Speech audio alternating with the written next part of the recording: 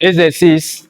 Calculer. On veut donc calculer les fractions suivantes. Nous avons donc 3 fractions que nous allons calculer. On commence donc avec la première fraction qui est 2 tiers plus 7 tiers. Ici, on peut constater déjà que nos deux fractions ont le même dénominateur. On dit que pour calculer donc deux fractions, il faudrait qu'ils aient le même dénominateur. Donc ici, on va voir qu'ils ont le même dénominateur qui est donc 3. Ce qui signifie que le dénominateur commun ici, c'est 3. Donc, on conserve déjà le dénominateur qui est dans le dénominateur commun ici, c'est 3.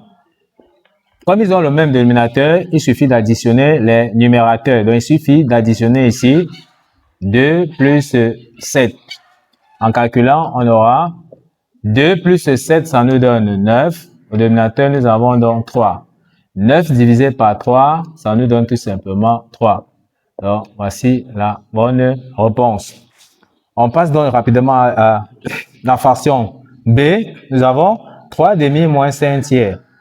Ici, on peut déjà constater que nos deux fractions n'ont pas le même dénominateur. Le dénominateur de la première fraction, c'est 2, alors que le dénominateur de la deuxième fraction, c'est 3. Il va falloir trouver dans le dénominateur commun. Comment trouver dans le dénominateur commun?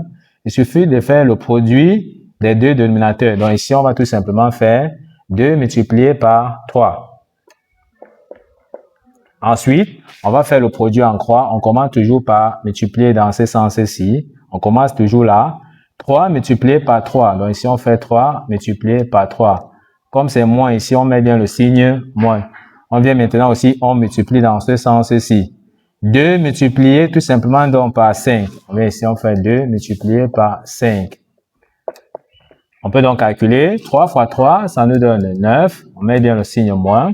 2 fois 5, ça nous donne 10.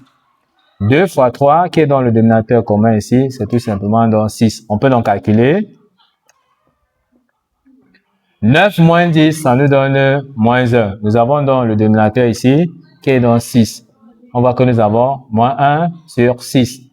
On voit que ça ne peut plus se simplifier. On encadre tout simplement dans la bonne réponse. Donc, si c'était plus ici, on devait mettre plus là et additionner tout simplement.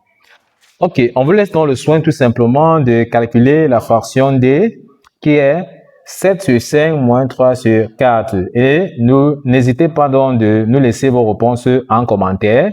Nous allons vérifier pour voir si vous nous avez donné la bonne réponse. Nous sommes donc arrivés au terme de cette vidéo. Ne manquez pas de vous abonner à la chaîne, de liker la vidéo, de partager la vidéo aux proches et amis et d'activer donc la cloche de notification pour ne plus manquer nos prochaines vidéos. Sur ce, à bientôt!